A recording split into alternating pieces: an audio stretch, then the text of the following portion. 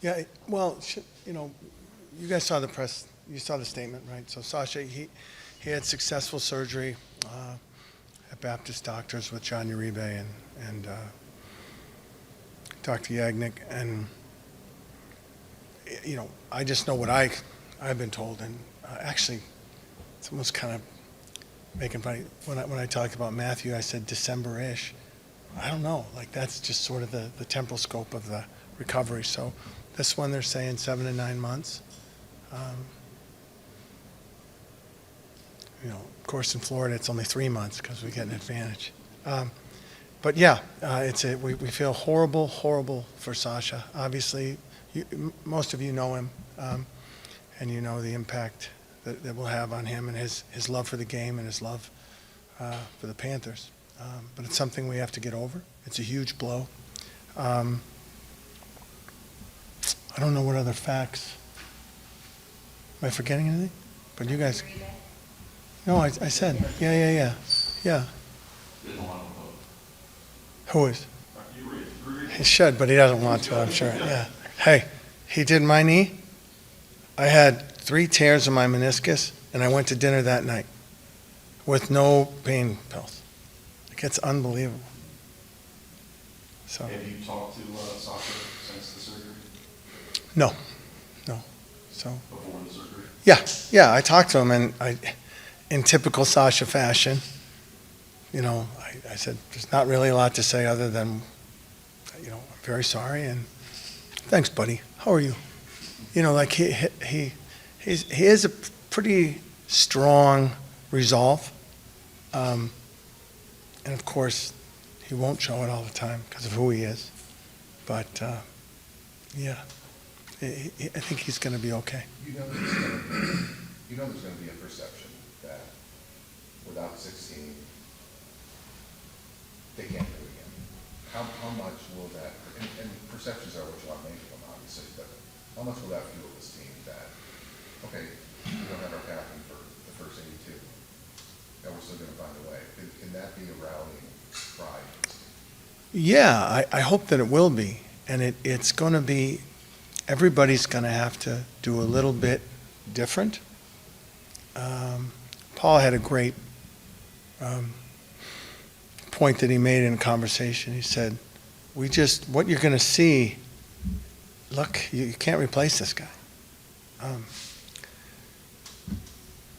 So we have to do things differently. So it's just going to be different. And we're going to have to figure out ways for all of us to be better, myself included. And it's going to be a fight. It's going to be a battle. We're going to have to scratch and claw. When it comes to Sasha's knee, it looked like it just buckled on him. Was that something that maybe was there a problem there previously maybe? Or? No, I couldn't speculate on any of it. I was just wondering if the doctor said something or No. He didn't say anything. I'm not sure I could say if he did even, but I don't know. I'm not a doctor. I listen to what I'm told, and he had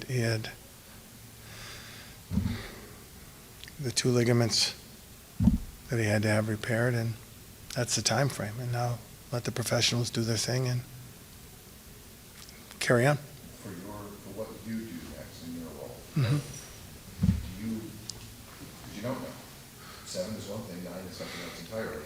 Do you operate under the anticipation that he could come back? You can. So in my world,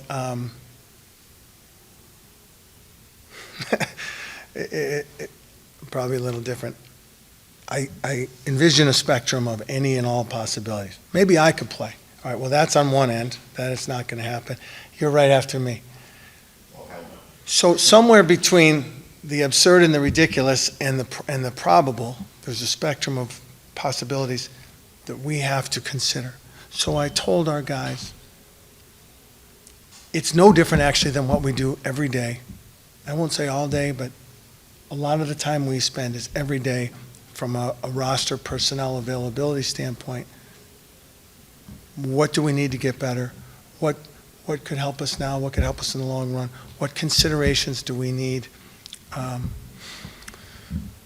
to entertain in order to just keep being aware and keep getting better. So that process is already in place. Can't replace Sasha Barkov, but what options might be available? And the decision might be option A, option Q, option H. But you know what? We're good. And it might, maybe we watch and take some time. Like there's no real answer. It's a fluid exercise. But the consideration of anything and everything is in play, and it always is. Bill, like, whether no one can replace Sasha or Carlos, these are two guys that should get in elevator roles, or Benny and Wendy. Benny's coming off the contract. Wendy seems to get better every year. How much are you looking forward to seeing how this affects those guys, maybe how they kind of rise to the occasion? Yeah, and I don't think, not to be contrarian, and I know what you're saying, and yes, it's accurate. The bigger thing is, weren't you already looking for that anyway? Wasn't that an expectation that people continue to improve and grow and get better? And so how we play, how each individual improves, grows, I don't know what the word is, but evolves. It's probably a function of what I had hoped for anyway. So that part at least is seamless. And sorry, and I look, just from pure math, right? There's some other player who probably wouldn't have been playing or have been playing as much, who now will probably get a little more ice time. And how coach deploys guys night in and night out may change a little bit. And that's how we're going to have to do it. It's going to be very hard.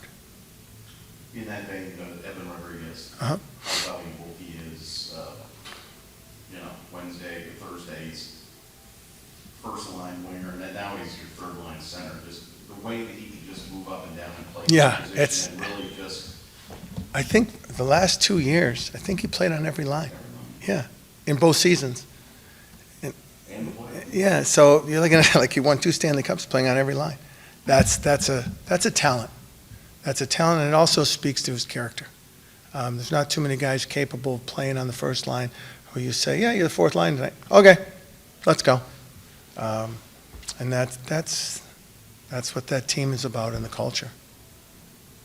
And just, I know you mentioned it, but like the timeline, are you just gonna wait and see? Well, just because you do have the LTIR thing, so do you wait a couple months and say, well, maybe he can be ready for the playoffs, or are you, just, the full recapture, for his salary? When do you have to do that, or is that just something you wait a couple months until it has to be done? I think any decision about the recapture, the timing of that will happen when it happens. I don't think it's something obviously I could control. I could cut the whole team today and we don't have a team. But that's a fluid process, and it's a cliche, I'm sorry, will kind of happen when it does because of what is going on. So that's the best answer I can give is yeah, I don't know. The decision does not. Yeah, there's no like December 18th, that's our day. No. Still considering some of the players that you're gonna have to be without to start the season, how much more significant does Brad Marchand's skill set come in the sense that, like Barkov, he's born to see, and like Matthew, he has a very emotional feel for the game. Yeah, it makes it easier that he's here, that's for sure. And that I think in a unique way, in such a short period of time, doesn't it kind of seem like he's always been here, right? It seems like he's part of the furniture, right? Is that Oliver, the musical, right? You're one of us.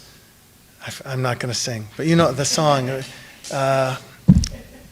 But it does, and he's only been here like since trade deadline.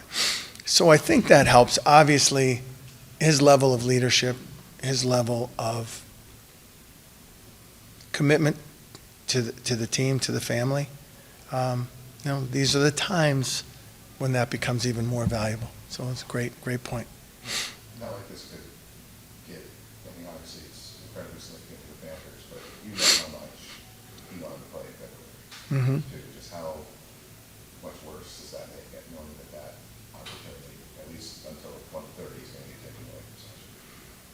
Yeah, it's heartbreaking. That's about all I can say. I'm not going to harp on it, or it's heartbreaking.